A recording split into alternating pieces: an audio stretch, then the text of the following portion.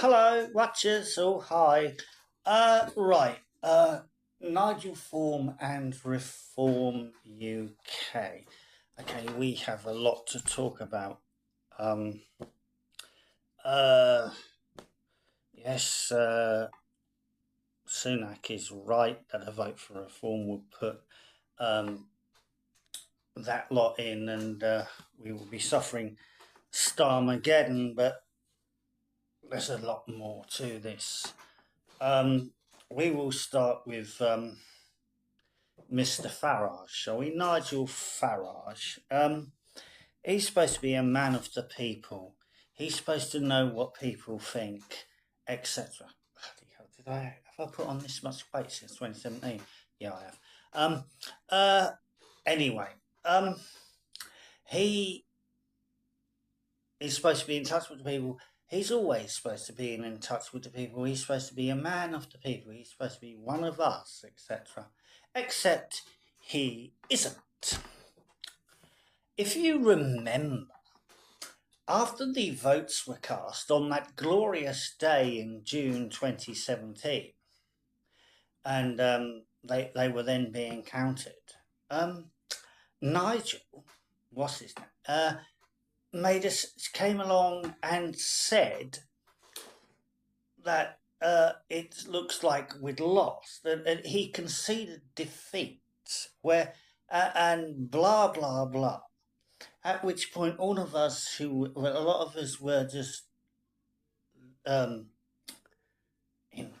t-shirts like this. Actually, were looking at each other and saying, "What the bloody hell is he on about?" It was clear to us involved with Vote Leave that we were going to win. But Mr. Farage, not being in touch with the public, as he claims to be, didn't actually see that coming.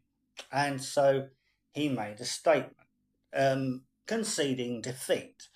After which, as soon as the result came through, he made another statement claiming, egotistical person that he is, basically it's all about him and he did it, which during the Leave campaign did quite a lot. I had phone calls from Vote Leave head office and all that, and quite frankly, during that campaign, he didn't do a lot. And those of us who did a lot, we knew full well that we were going to win, but he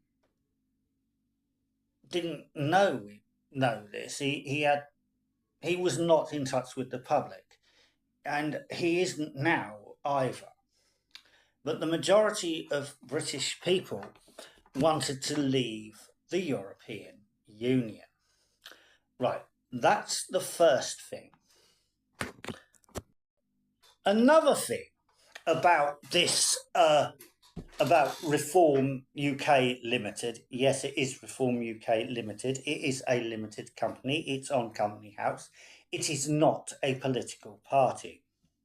Basically, you can't join Reform UK and be a party member. You can be a subscriber, and you subscribe by sending them money, and well, and you have absolutely no right. You can't talk about have any discussion about policy or anything like that. You can do that in the Conservative Party. I've never been a member of any other party, so I wouldn't know. But you can't actually have a say in the direction of the party. If you're quite good, you get on a policy forum, and it's quite difficult as a grassroots member to actually take it that far, but it can actually be done. And with Reform UK Limited, you can't actually do anything. So you pay the money to subscribe, and well, they take the money. You have something to say that you have subscribed, and in 2019 you had to pay 500 quid to stand as a candidate. I don't know how much they're charging candidates now, but well, you see the problem with the it seems like just fleecing people to me. I don't know what it sounds like to you. I mean, but it seems to be a lot of money going in, and I haven't actually found out how their leaflets are being produced, and I don't actually appreciate them using what I have said elsewhere on my blog in their literature to put forward their message, but that's what they're doing. Um, uh, um, Interesting. If you go to Companies House, have a look. You could have had a look any time since, well, since the Brexit Party was founded, actually. One of the directors has always been Nigel Farage, and his job description throughout that time has always been leader of a political party. Now, what political party was this? If Tice was leader, what political party was he leader of? He hasn't been leader of UKIP for ages. They've had quite a few leaders. What is this political party he is leading? Because nobody seems to have ever heard of it. But he's is he a leader of two political parties? Something seems to be amiss here. It's there in plain daylight. And always has been at Company House. He's always been registered as a leader of a political party. So, has Dick Tice ever been the leader? Has Richard Tice ever been the leader of this entity?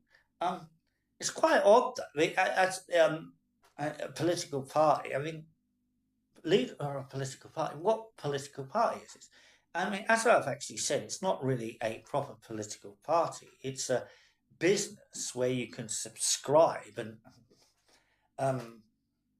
you can't actually be a member of it. I mean, the whole thing seems quite fishy. But what is of real concern is the policy they have announced concerning the immigration tax. The immigration tax is basically, it involves taxing businesses that employ migrants. This basically means that if a plumbers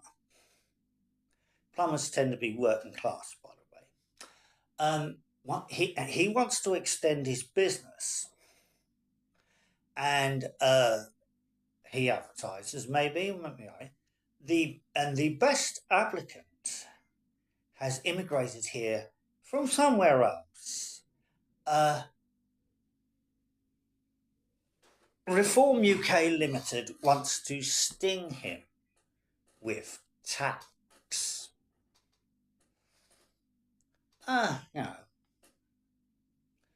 A shopkeeper wants to employ someone, and the best person who comes along, maybe the only person who comes along, is a migrant, and the shopkeeper who just has a small independent shop gets stung with tax. That's that level. At a higher level, North Sea oil, shortage of engineers, an asylum seeker who is a Christian coming from Iran gets asylum. If he goes to work for North Sea Oil, he would get stung with tax. Work for BT, any big company gets stung, and any small company too gets stung. The thing with this, though, which is most alarming, is it seems rather close to painting stars of David on the walls of businesses owned by Jews. You know what I'm talking about. It is most alarming. That is what it sounds like. It sounds like fascism. In fact, I think the whole thing is fascist. Now, I don't actually believe that Reform UK believe they can win. They probably actually believe what I believe as well, that they're not going to have any seats at the end of the election. But doesn't it sound So it's not going to be implemented. But that really isn't the point. The fact that they have come up with this is alarming. What is more alarming is the lamestream media, the Bolshevik broadcasting commune, Channel 4 News, Sly News, all them lot, have not said a word about this. Now, why would that be? If Tommy Robinson had come out with that, they'll be all over it like flies to shit, wouldn't they? Let's be honest. Tommy Robinson isn't actually far right. He's not even a conservative. I mean, if you actually listen to him, he's more of a traditional liberal who has concerns that a lot of people in this country do have. So there you have it. But we'll call him far right. He's not establishment. But they come out with this thing which sounds like something the Nazis would come out with, and they say nothing because Reform UK Limited are an establishment organisation. But why, as a part of the establishment, would they come out with this, you may wonder? Well, now, we know what the establishment came out with after we rightly voted to leave the European Union. We wanted the right to sack our politicians. We wanted the right to write our own laws. We wanted things done by people who we could hold account rather than unelected people in Brussels, etc. These were reasons. But what did they come out with? Well, apparently, we just feel a bit pissed off. No, it was well thought out. I never heard anyone, I'm going to vote leave because I'm a bit pissed off. And then there was this sort of stuff about people voting to leave, being romantic about an imperial past. No, never heard that on the doorstep either. And then there's the other about being a bunch of racists, xenophobes, and blah blah blah, and etc.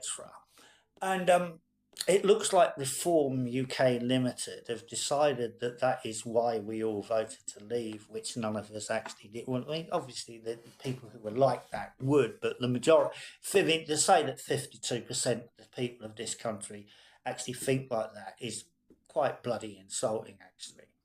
And so this is why they'd come out with this policy, which sounds like something the Nazis would come out with, because they actually think that a lot of British people actually think that way, and it fucking stinks, because we don't.